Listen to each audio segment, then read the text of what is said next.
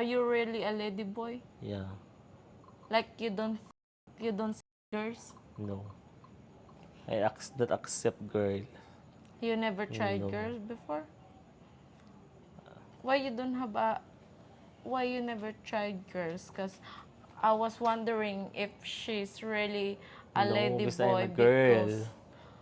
cause I'm a lady boy. her Ever body. since I'm true as a lady boy. How can you tell that you're true a lady boy? Oh my. Have you had girlfriend before? No. Boyfriend. Really? Yeah.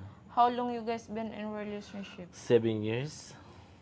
For 7 years you have Yeah. a live-in partner? Yes. And why you guys broke up?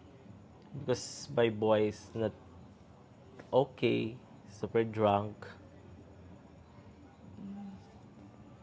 He's a broken. Because love. Yeah, that's what happened when you love the person, you give them everything. Yes. No.